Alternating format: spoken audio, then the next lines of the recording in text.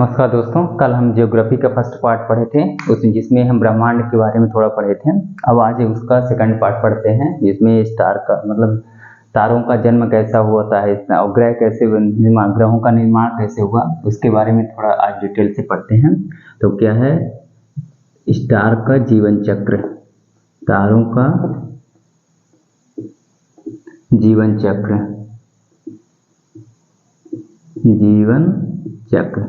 जीवन चक्र में हम ये पढ़े हैं किसी स्टार का कैसे उसकी बॉर्न होता है और कैसे उसकी डेथ होती है।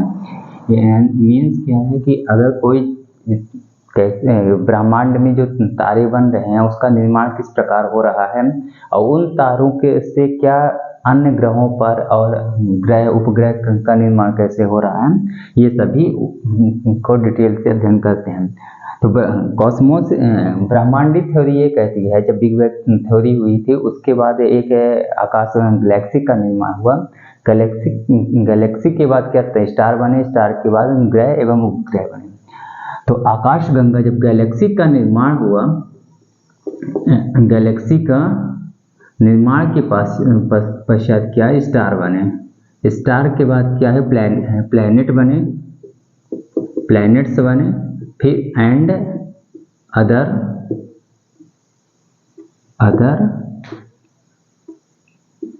प्लैनेट्स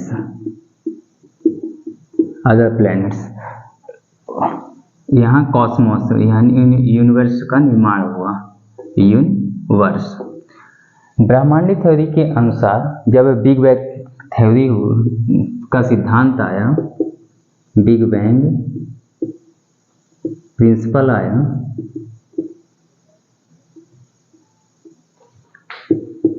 थ्योरी आई, बिग बैंग थ्योरी के अनुसार ब्रह्मांड की उत्पत्ति कब हुई थी? 13.13 अरब वर्ष पहले ब्रह्मांड की उत्पत्ति हुई माना जाता है।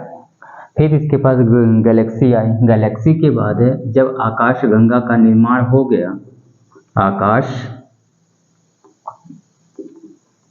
आकाश गंगा के निर्माण के बाद वैज्ञानिकों ने अनुमान लगाया कि स्टार का निर्माण हुआ। तो इसके क्या हुआ कि जब आकाश गंगा का निर्माण हुआ उसके पश्चात ब्रह्मांड में जिससे ब्रह्मांड का निर्माण हुआ था उससे ब्रह्मांड के चारों ओर गैसों का एक क्या बादल बना हुआ था, गैसों का मेघ जिसे बोलते हैं, गैसों का मेघ।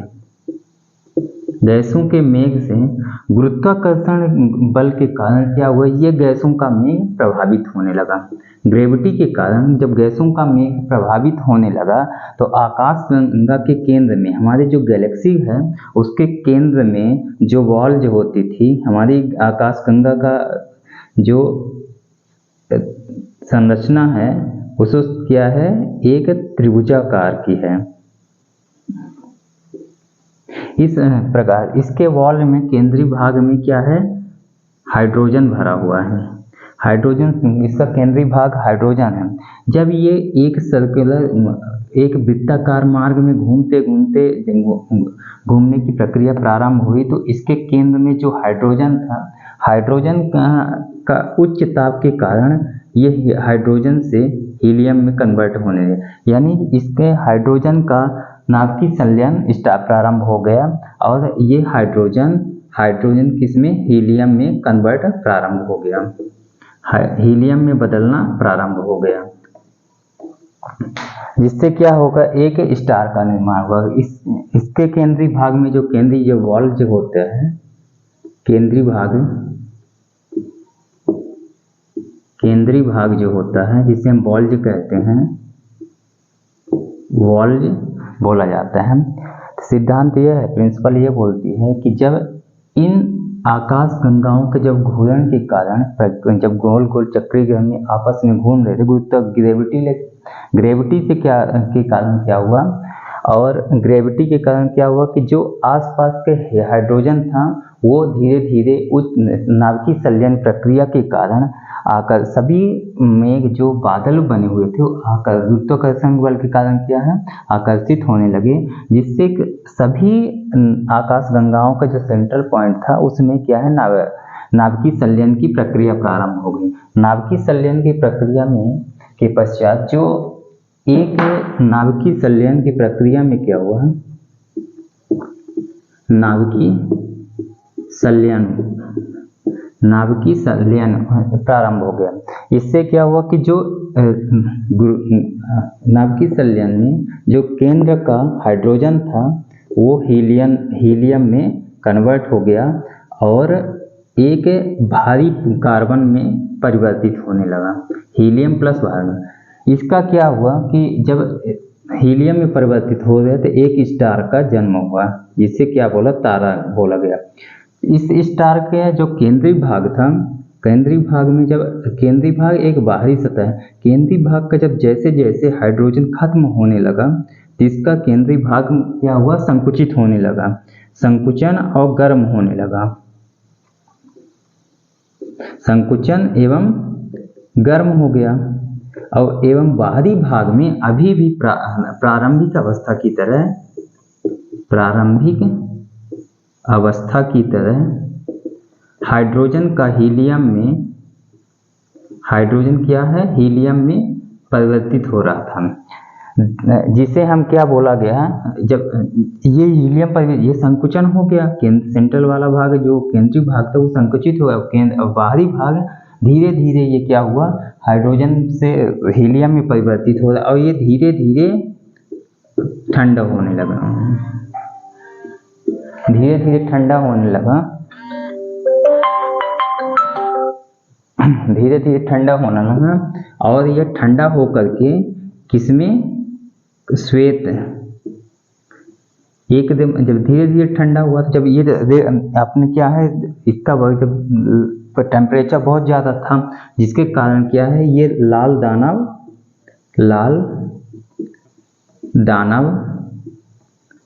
तारा कहलाया, लाल दानव तारा में परिवर्तित हो गया। फिर क्या हुआ कि जो बाहरी भाग का हीलियम था, बाहरी भाग का हीलियम किसमें कन्वर्ट हो रहा था, जो बाहरी भाग का हीलियम था, हीलियम किसमें हो गया, भारी पदार्थ में कन्वर्ट हो रहा था, जैसे कार्बन, हीलियम किसमें कन्वर्ट हो गया, भारी पदार्थ में, भारी पदार्थ जैसे कार्बन, कि कार्बन क्या हो गया, कार्बन का परिलौह जैसे लौह पदार्थ है, लोहा में परिवर्तित हो गया, जिससे हीलियम कार्बन में, कार्बन किसे, भारी पदार्थ है, यानी मीन्स भारी पदार्थ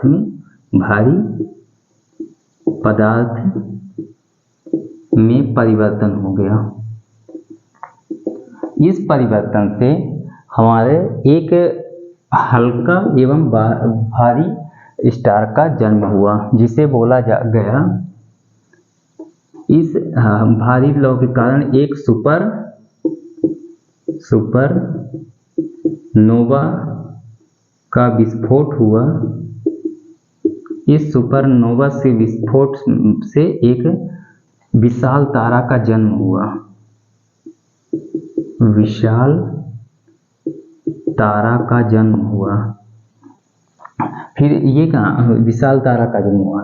फिर उस विशाल तारा को ये अनुमान लगाया कि जिस तारे का द्रव्यमान कितना, जिस तारे का द्रव्यमान 1.4 ms से अधिक होगा या तो कम होगा,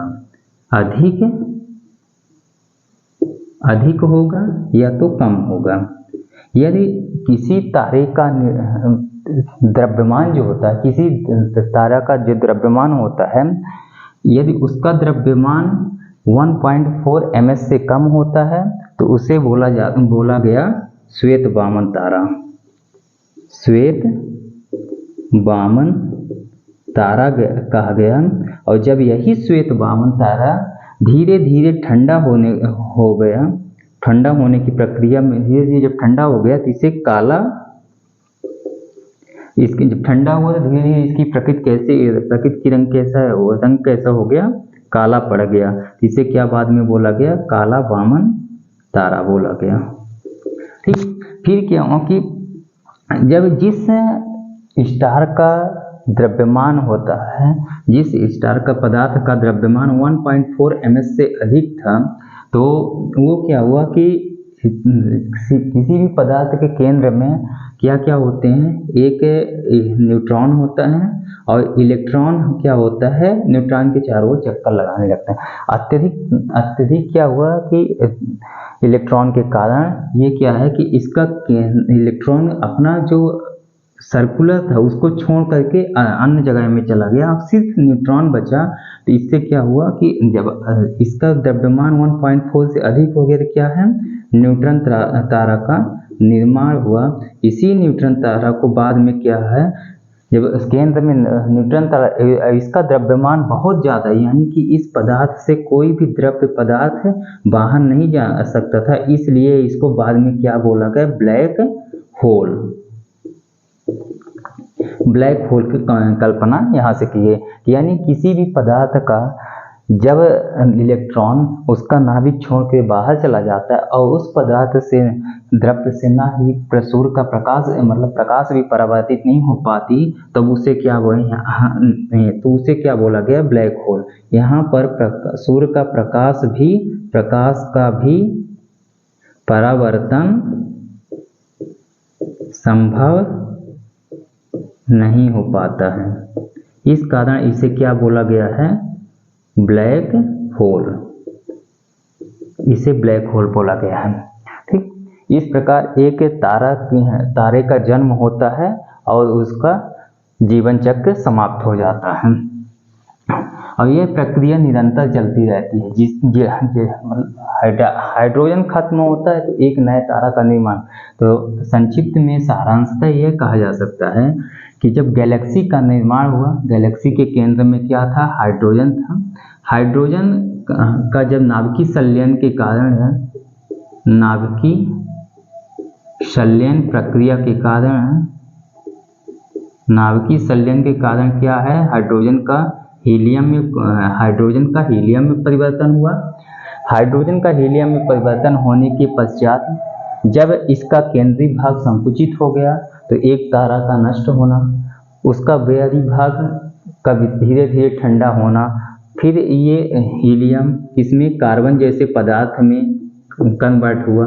ये कार्बन पदार्थ किसी भारी पदार्थों में कन्वर्ट हुआ, जिसे हम बाद में क्या बोल दिए, सुपरनोवा बोले, सुपरनोवा कहा गया। इस सुपरनोवा में यह देखा गया कि यदि किसी तारे का द्रव्यमान, उसमें मास देखा गया, सन ऑफ मास, ms का मीन्स हुआ सन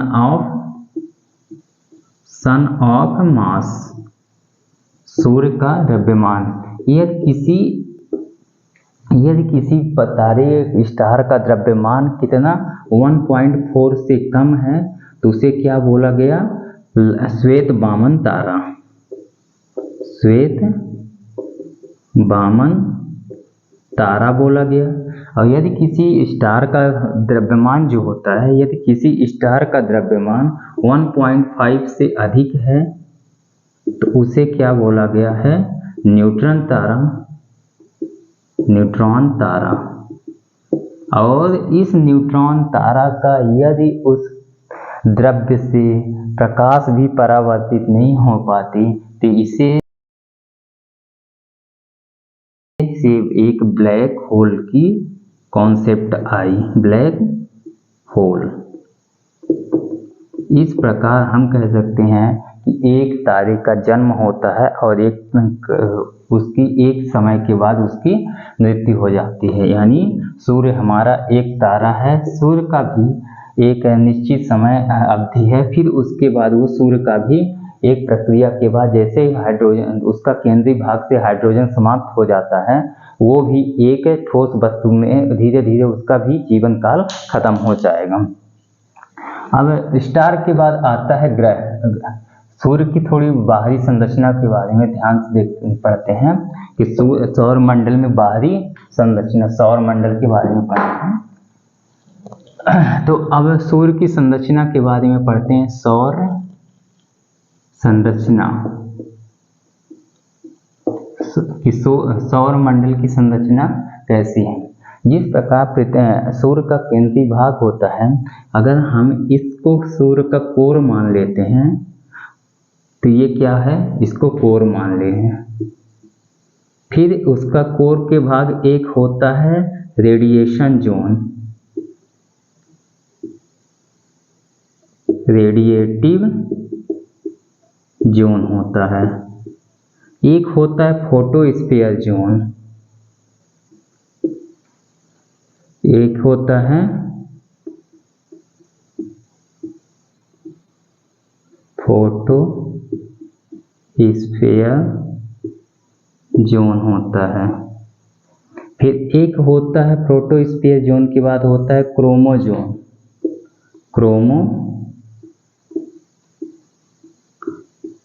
क्रोमोस्फीयर। क्रोमोस्फीयर के बाद होता है कन्वेक्टिव जोन,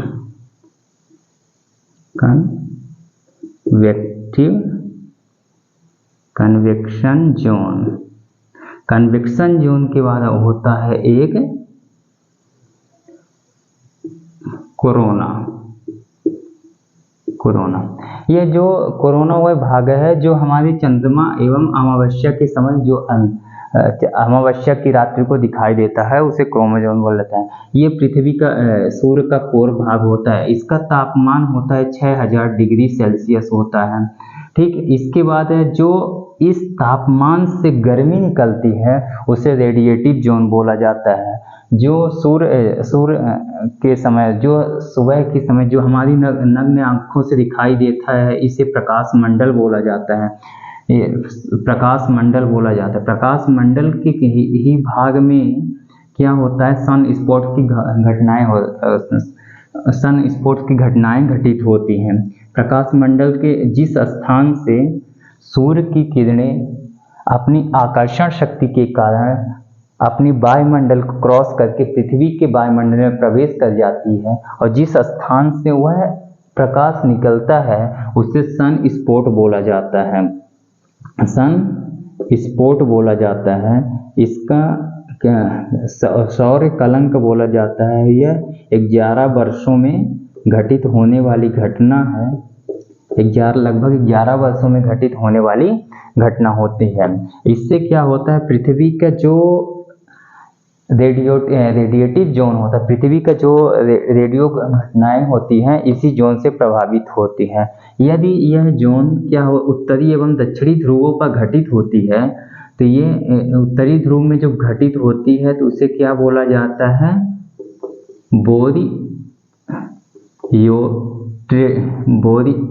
बोरियोट्रिव, और दक्षिणी ऑस्ट्रेलियाटिव बोला जाता है। ठीक, ये सौर मंडल की संरचना हो गई। अब इसके बाद देखते हैं ग्रह एवं उपग्रह, ये सारी संरचनाओं के बारे में कि ग्रह क्या होती हैं। तो अभी तक मैंने क्या देखा, कॉस्मोस थ्योरी, ब्रह्मांड में कैसे कैसे क्या नहीं। पहले एक पदार्थ था, ये मान लीजिए पदार्थ हुआ।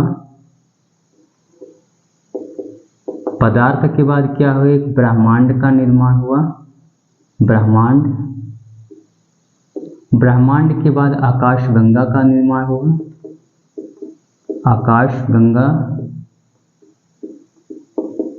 आकाशगंगा के निर्माण के बाद क्या स्टार बने, तारों का निर्माण हुआ। तारों के निर्माण के बाद कितना हुआ, ग्रह का निर्माण हुआ। ग्रह के निर्माण के बाद अन्य छोटे ग्रह हुआ, क्षुद्र ग्रह और पिंड का निर्माण हुआ, पिंडों का बनना हुआ। ठीक, ये सभी प्रक्रियाएं चलती रही। अभी इन प्रक्रियाओं के बाद हमने अभी तक पढ़ा, ब्रह्मांड पढ़ा, आकाशगंगा, स्टार। अब ग्रह, प्लैनेट क्या होते हैं, ग्रह क्या होते हैं, वे सभी पदार्थ जो सूर्य के प्रकाश से प्रकाशित, वे सभी पदार्थ जो सूर्य के प्रकाश से प्रकाशित होते हैं, जो स्वयं के पास प्रकाश नहीं होते हैं और सूर्य के चारों ओर एक पर्टिकुलर क्षेत्र में, जो तारों के चारों ओर एक पर्टिकुलर क्षेत्र में उसकी परिक्रमा करते हैं, क्या कहलाते हैं, ग्रह कहलाते हैं। ग्रह क्या हुआ, ग्रह स्टार क्या हुए, वे सभी पिंड जो, अगर हम सौर मंडल की अपनी सौर मंडल की बात करें, सौर मंडल में हमारे सौर मंडल का स्टार का नाम क्या, सूरज नाम है, तारा का क्या नाम है, सूर्य नाम है। अगर हम अपने सौर मंडल की बात करते तो ग्रह में वे सभी छोटे या बड़े पिंड जो सूर्य के प्रकाश से प्रकाशित होते हैं और जिसका स्वयं का प्रकाश नहीं होता है, और वो एक समय अवधि में सूर्य का दीर्घ वृत्ताकार कक्ष में परिक्रमा करते हैं, ग्रह कहलाते हैं हमारे सब। तो इसका पॉइंट ये है, ये सूर्य के प्रकाश से प्रकाशित होते हैं, सूर्य के प्रकाश से प्रकाशित होते हैं, प्रकाशित होते हैं। दूसरा है, इन स्वयं का प्रकाश नहीं होता, स्वयं का प्रकाश नहीं होता है, ठीक। सूर्य का, सूर्य की एक समयावधि में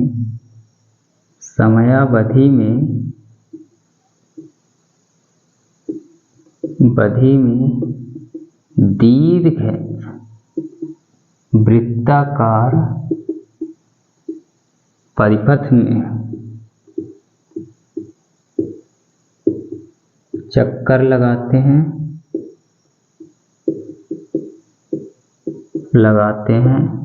दीर्घ वृत्ताकार परिपथ में चक्कर लगाते हैं। और क्या होते हैं, ये सभी ग्रह कहलाते हैं। हमारे सौर मंडल में 8 उपग्रह हो गए हैं, 63 उपग्रह हो गए हैं, और अन्य छोटे असंख्य पिंड है, अन्य असंख्य पिंड हैं। और इन पिंडों 8 ग्रहों में से क्या है कि अगर इन 8 ग्रहों का एक क्रम देखा जाए तो अगर हम इसको सन मान लेते हैं, सन के एक पहला चक्कर ये हो गया, दूसरा चक्कर इसको ऐसे वो कर लेते हैं, 3, इसको बोलते हैं बुध, शुक्र, पृथ्वी, मंगल, बृहस्पति,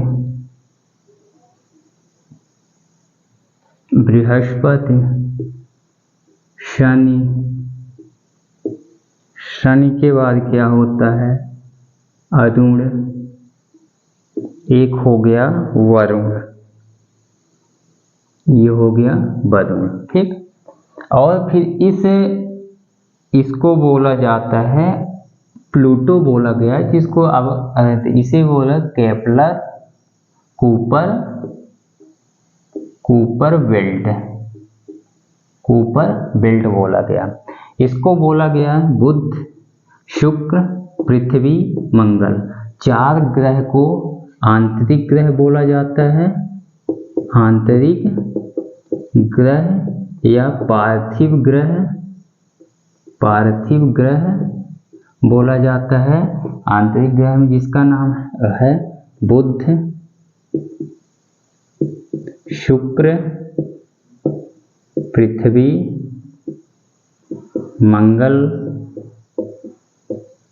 मंगल को आंतरिक ग्रह बोला जाता है। इसे बोला जाता है बाहरी ग्रह या जोवियन ग्रह। इसमें है बृहस्पति, शनि, अरुण, वरुण, ठीक। इसे आंतरिक, अब आंतरिक ग्रह और बाहरी ग्रह में ये डिफरेंस हो गया, ठीक। अब इसके बाद चलते हैं ग्रह आंतरिक ग्रह में। ये वाले छोटे छोटे टॉपिक खत्म हो गए, इसका ज़्यादा इम्पोर्टेंस नहीं है, ठीक। अब इसके बाद चलते हैं, ये कक्षा क्लास खत्म होने के बाद कल हाँ ये कुछ ग्रह के बारे में थोड़ी फैक्चुअल चीज़ों को रटना पड़ता है, और इसके बाद ये